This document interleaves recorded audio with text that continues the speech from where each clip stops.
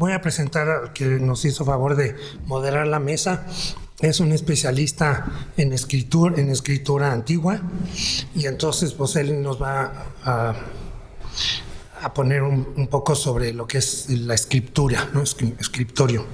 Entonces es Juan Moreno, es diseñador de la comunicación gráfica, bueno, más bien diseñador gráfico por la Universidad de La Salle, y bueno, tiene muchísima experiencia. Es también pintor, es un artista. El cartel es el diseño de él. Siempre nos hace todos los carteles de los coloquios. Todo lo que, digamos, tiene que ver con arte y diseño es trabajo de Juan. Los dejo en manos de Juan. Muy buenos días a todos. Disculparán la molestia y un poco la manera en la que hoy vamos a tratar de, yo diría, hacer un pequeño resumen sobre lo que hayamos visto, lo cual debiera llamar nuestra atención particularmente en un enfoque al que a mí me atrae la situación de la imprenta y la escritura, que es nuestra forma de pensar.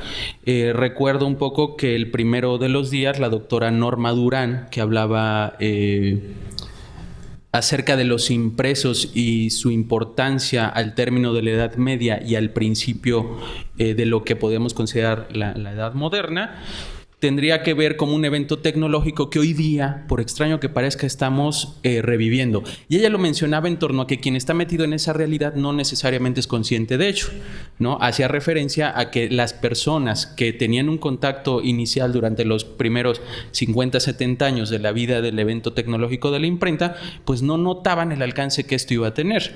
Ahora hagamos un poco de conciencia y notemos que en estos días, cuando se pone mucho en tela de juicio el qué va a pasar con el libro impreso, socavado por el libro digital, pues la discusión se centra en ¿y qué va a pasar mañana cuando esta tecnología siga profundizando, ¿no?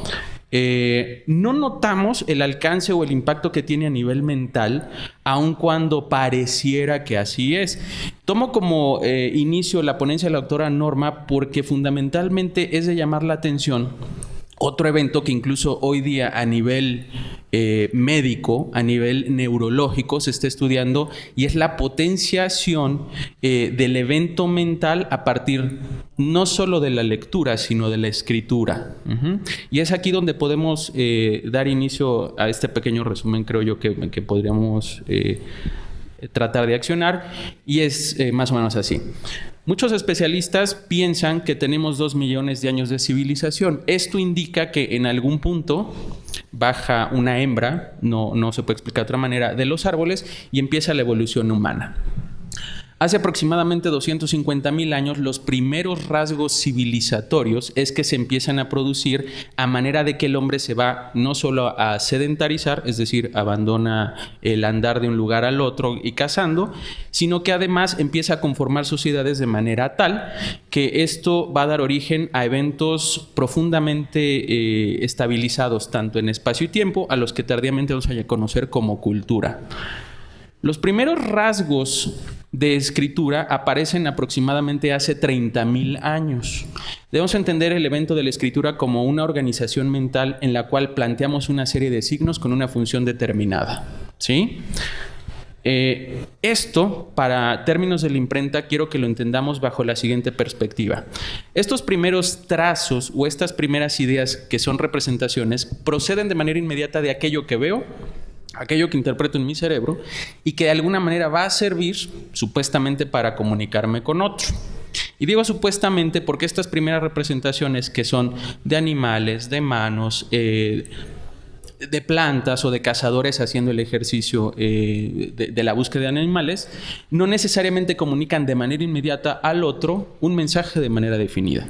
Imaginemos lo siguiente: si yo entro a una cueva y veo un bisonte, pues es un bisonte, pero yo no sé si estuvo ahí, si va a haber más, cuántos era. Hay una cantidad de información que está escapando.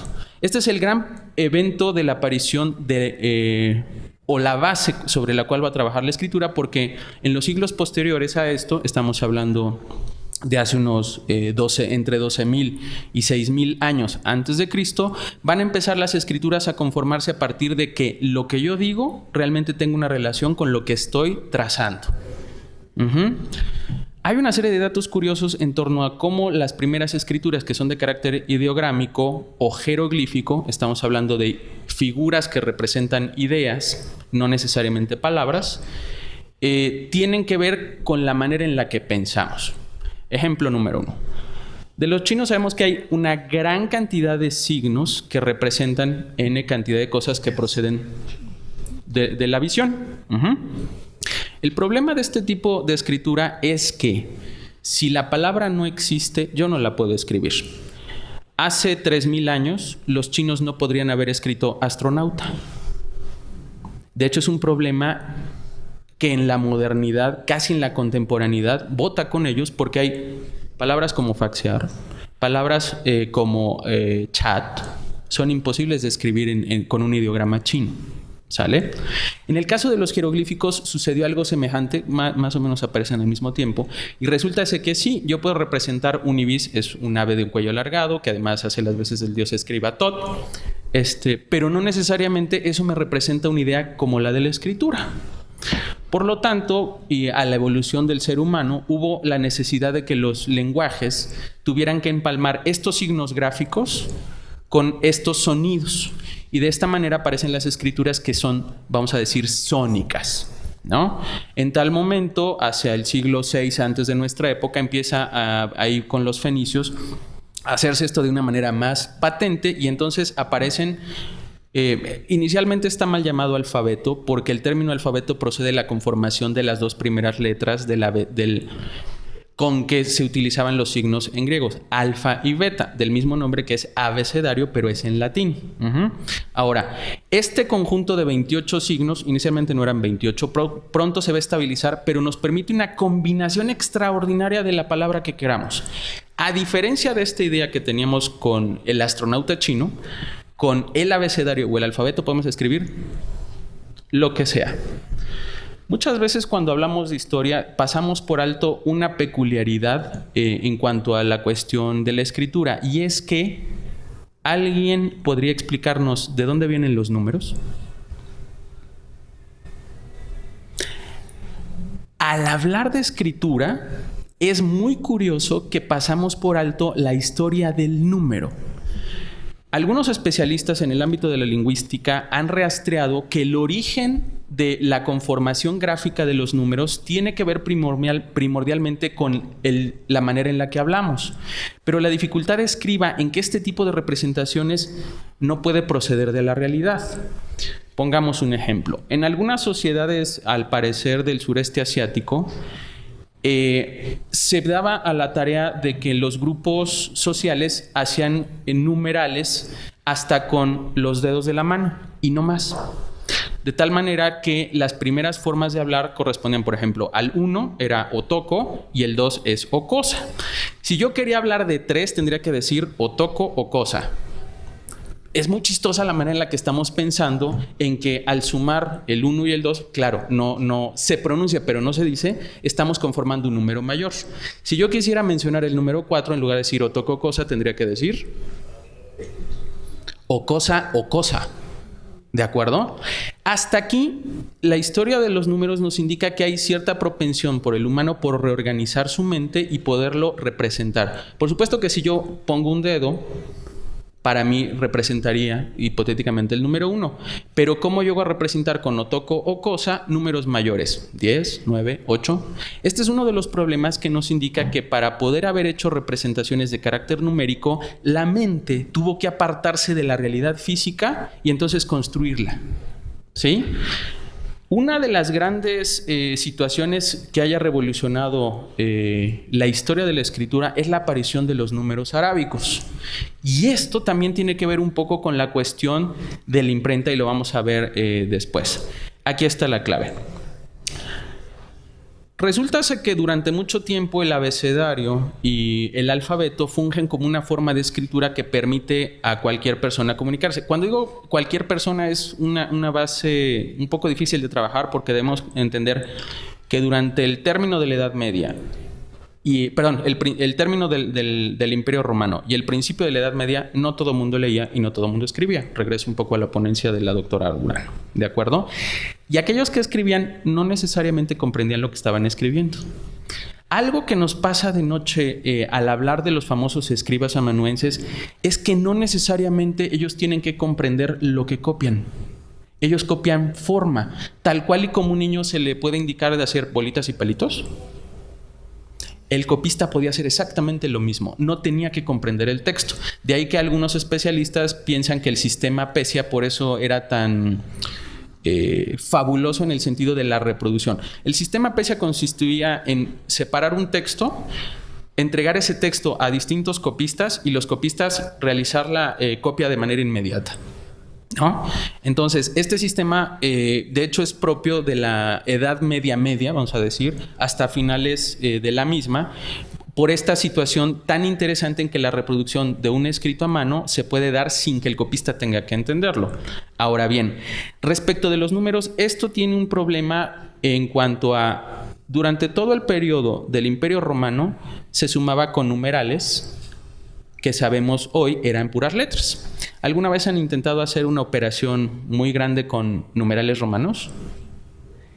Es un problema.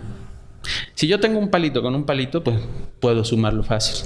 Pero si yo tengo 1.000.000 que debe escribirse MX, vaya generando la operación y entra usted en el descontrol. Hacia el siglo XII de nuestra época, un señor de nombre Fibonacci, entre otras cosas, al cual debemos la contabilidad en sus orígenes, introduce el numeral arábigo. Durante la marcha del coloquio hemos escuchado también la gran potencialidad de conocimiento que nos ofrecieron los árabes, y es muy curioso ver que cuando el periodo romano termina, los que van a resguardar la cultura son básicamente los monasterios. La configuración de los monasterios se da, la doctora Durán vuelve a aparecer, en cuanto a que ellos deben resguardar toda la información escrita, que es básicamente la cuestión bíblica y la cuestión que corresponde a los estudios, que ya más adelante en la conformación de las universidades propiamente dicho tendrán que ver con los estudios generales. ¿Qué son los estudios generales? La gramática, la retórica, la lógica, la aritmética y la geometría. Este conocimiento además fue también guardado por los árabes. Y en su momento, cuando tienen contacto en la Edad Media con la Europa, ellos son los encargados de pasar todo este conocimiento de los griegos y los antiguos romanos hacia Europa para poderse resguardar. Entonces, más adelante Santo Tomás de Aquino o más adelante Locke y todos ellos van a recabar esta información y, como lo veíamos, van a dar pie a que el conocimiento crezca. Una de las cosas más notables es que efectivamente con la modernización de la escritura, por una parte, que va a incentivar también la cultura durante el periodo carolingio, y otra, la entrada de los números, la cultura, en cuanto a lo que se refiere a la cultura escrita, que va a quedar resguardada en las universidades, poco a poco dará pie a un tipo de pensamiento que se suscita dentro de un grupo de personas muy pequeño.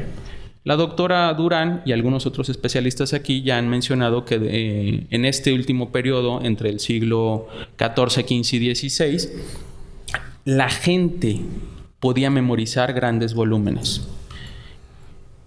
Ahora, uno de los eventos que todos los especialistas también reconocen es la forma de esta memorización, que además en nuestra vida cotidiana a veces la realizamos, pero no la notamos, y se le llama como el castillo de la memoria. Hay una historia muy antigua en la cual un personaje de carácter romano invita a sus compañeros a un banquete, y mientras está ese banquete y él está platicando con ellos, entra un criado, y este criado le dice, lo están buscando en la puerta. Al momento de salir viene un temblor muy fuerte y mata a todos los invitados. Cuando el anfitrión regresa, todo el mundo se pregunta, para poder recoger a sus deudos, ¿quién era quién? Y dice, a mi lado está Ovidio, a la izquierda de Ovidio está... Y va citando a cada uno de ellos. Esta colocación la hizo a través de la memorización espacial. Durante la Edad Media, esta idea y esta anécdota nos permiten reconocer que la memorización a partir de un sistema mnemotécnico se daba como el castillo de la memoria. Seguramente algunos conocen esta idea porque en algunas películas es célebre. Este tipo de sistema mnemotécnico para recordar cosas, insisto, a veces lo llevamos a cabo pero no nos damos cuenta de él. Ejemplo, Piense, por favor, qué hizo esta mañana al despertar y de manera inmediata trate de ubicar a su lado derecho qué fue lo primero que vio. Después, ¿qué fue lo que hizo? ¿Sí? Si se da cuenta, inmediatamente la mente trabaja organizando esta información y permitiéndonos reconocer mediante un acto consciente que ese dato está ahí. ¿Ok? Ahora vamos a verlo en un sistema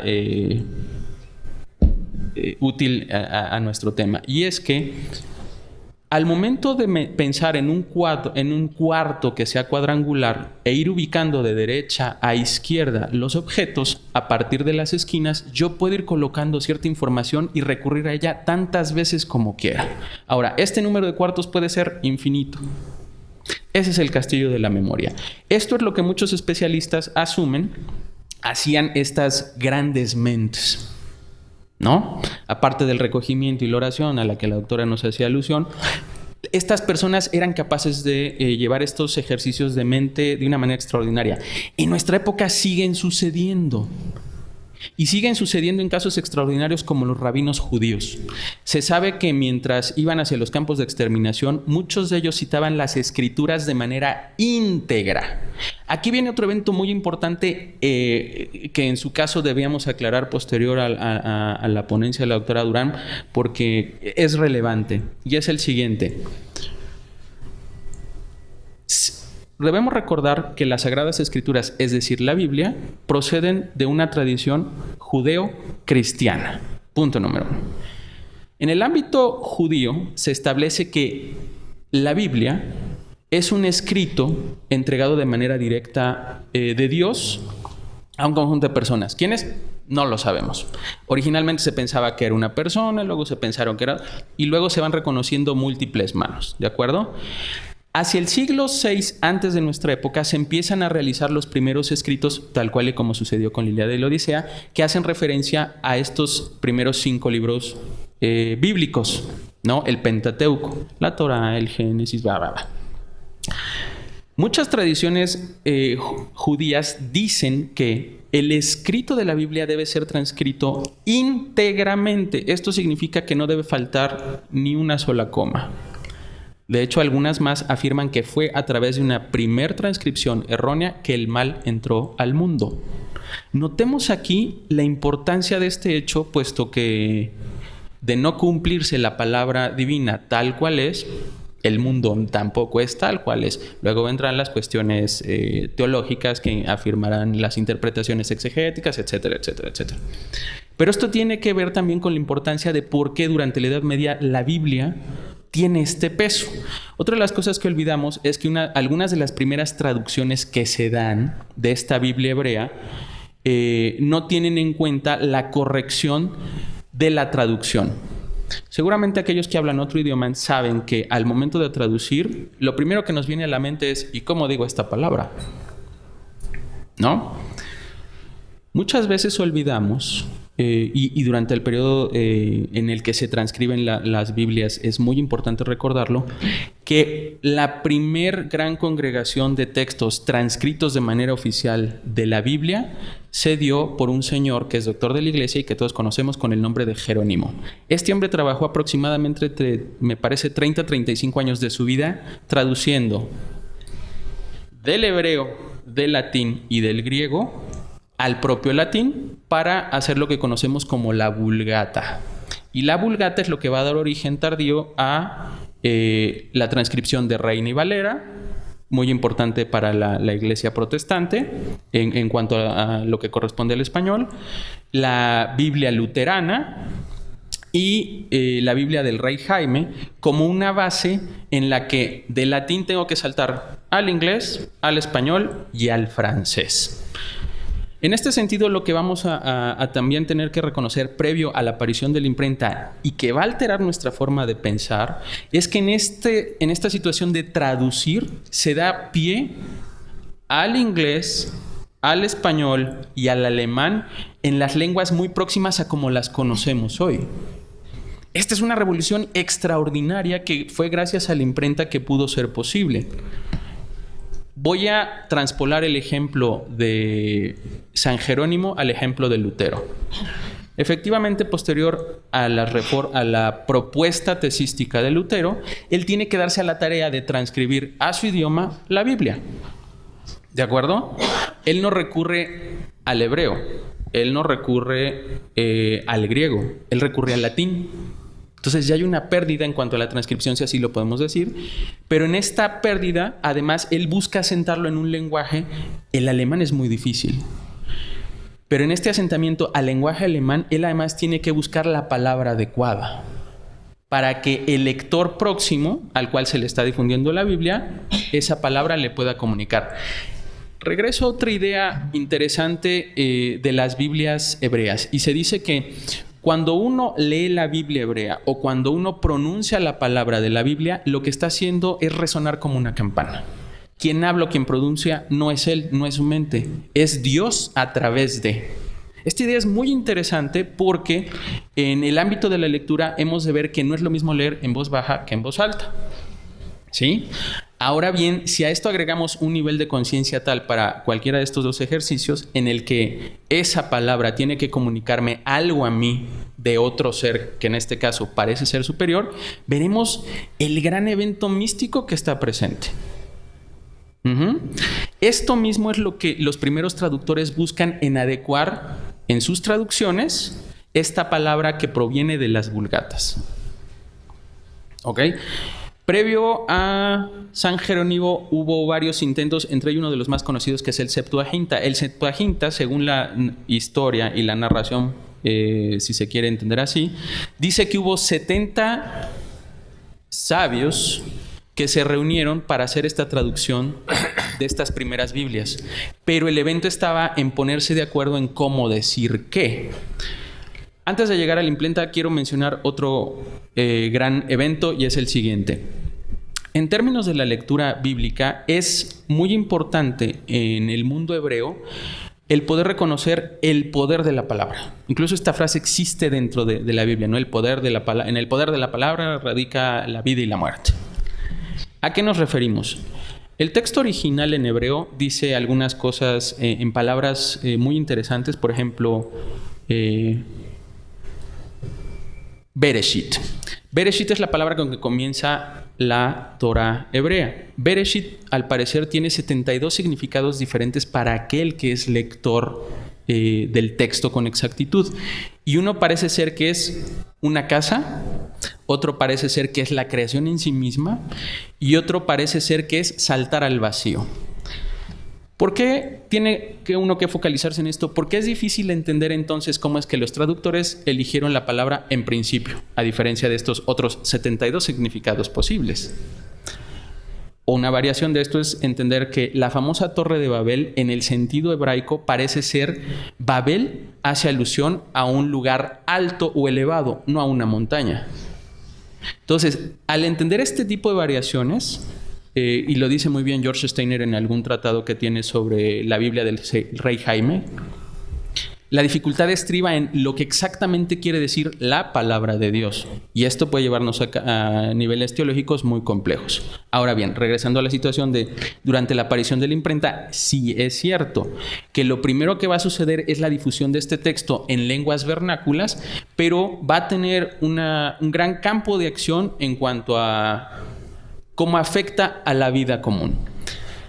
Si no entendemos que gracias a la diversificación del libro más publicado en la historia de la humanidad, que es la Biblia, no podríamos entender que incluso atentar en una cuestión ideológica o de carácter religioso no tendría la potencia que tiene durante los siguientes siglos a la aparición de la Iglesia. Gracias a eso se da la Reforma. Gracias a eso se da también el trato de los europeos con el Oriente, ¿no? Y es esta mentalidad en cuanto a yo tengo la información de una manera más pronta que va alterándose también la noción de nuestro tiempo. Voy a brincarme del siglo XV al siglo XX para que podamos entender esto de una manera mucho más precisa. Hoy día vemos en la calle a los muchachos y todo el tiempo van con el celular. Pero hasta hace 10 años, para muchas personas, la cuestión del celular a lo mejor era un evento impensable que hoy día no nos deja reconocer que además de celular tiene otras funciones, las famosas aplicaciones. Usted puede leer, usted puede enviar un correo, usted puede mensajear, usted puede hablar. Ahí por el siglo XVIII aparece un ingeniero inglés, en este momento no recuerdo el nombre, y se le ocurre reunir algunos signos de carácter impreso, como son puntos, comas, asteriscos, para hacer caritas y de esta manera poder hacer más efectivo un mensaje. Por extraño que parezca, este es un retorno y una pérdida en dos sentidos. Retorno a este evento pictográfico con que iniciamos la historia de las cavernas. Yo retrataba animales que solamente podía ver. Y una pérdida en cuanto a esa posibilidad de escribir lo que yo quisiera, sacrificando letras por puntos y comas. Hoy día el emoticon está a la orden del día. El emoticon es un pictograma. ¿Qué representa? Caritas felices, personas haciendo gestos, manitas. Eso es un pictograma. Y muchos de los muchachos lo manejan de una manera extraordinaria en lugar de escribir. Hay quien lo sacrifica por decir es más pronto, ¿no? Pero cuando alguien que no ha entrado en este conjunto de códigos se pregunta qué son esas caritas con dificultad, los traduce. ¿De acuerdo? Imaginemos esto a un nivel de un impreso y veríamos la dificultad con la que una persona tiene que leer ese impreso. Es un shock, y es un shock para la mente. Ahora bien, esta situación nos llega al siguiente planteamiento, y es ¿de qué manera se escribe y qué vale la pena inscribirse? Esta pregunta se contesta a partir de la aparición de la imprenta, porque si algo debe quedarnos claro es que efectivamente mientras la Edad Media se producía, no todo se copiaba, y si será muy cuidadoso con los textos. A la aparición de la imprenta casi todo mundo podía imprimir, pero aún así existía la censura. Digo, por eso estaban los reyes tan preocupados por la censura. Sigue existiendo, claro. Pero hoy día, si usted ve la internet, puede tocar cualquier tema como guste. ¿En qué nos afecta mentalmente?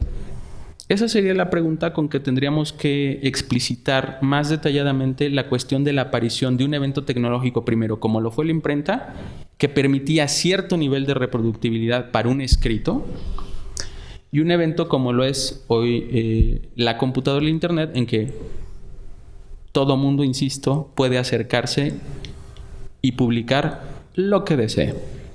Por último, creo que hay otro evento muy interesante que en la mañana las maestras tocaban y hace un instante platicamos respecto del gran poder de la imagen. Y esto también tiene que ver un poco con la imprenta bajo el siguiente contexto. Durante la Edad Media, la mayor parte de los textos se ilustraban, pero este conjunto de ilustraciones requerían una manera específica para ser armadas, ¿no? No las hacía cualquiera. De hecho, seguramente alguno de ustedes ha visto que los textos comienzan con letras muy grandes, a las cuales se le conoce como capitulares. Capitular o capitulum en latín significa pequeña cabeza, de ahí el término es con lo que se abre el texto. Se estilaba hacer adornos dentro de ellas. Había dos tipos fundamentales. Las ornamentales, que son flores, pajaritos, X figura, dando origen a la letra, o las historiadas. Este término nos indica que dentro de esa imagen había seleccionadas un conjunto de imágenes que narraban, sin que la persona tuviera necesidad de leer el texto, lo que uno tenía que advertir. ¿De acuerdo? Hay grandes ejercicios de esos, por ejemplo, con una de las primeras libros copiados en Winchester por encargo de un rey, en el que además con ello validaba su autoridad.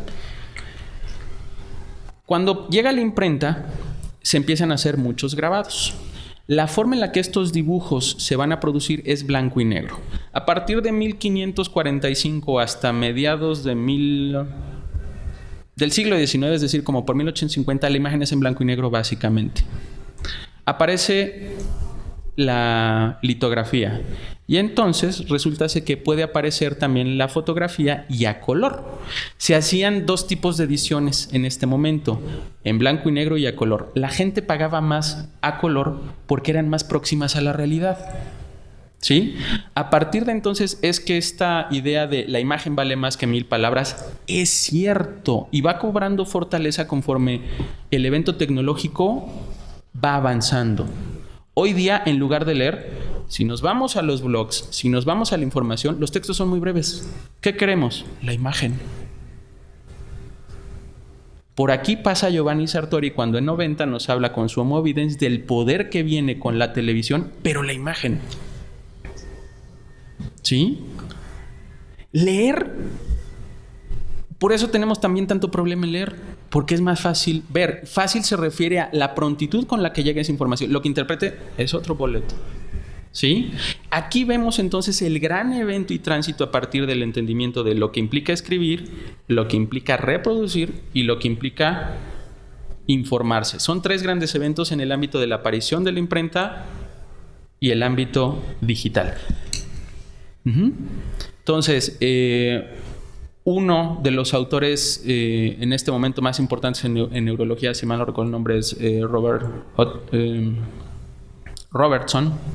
Disculpe usted si se me fue el nombre, pero me agarraron a la vivas. Indica que para cada persona en soledad, el hecho de escribir es un potencializar su propia mente. ¿Sí? Porque es una especie de ensayo psicológico para con uno mismo. Uno no escribe cualquier cosa, uno tiene que fijarse en lo que está escribiendo antes siquiera de atreverse a poderlo entregar a otra persona. Muchas gracias.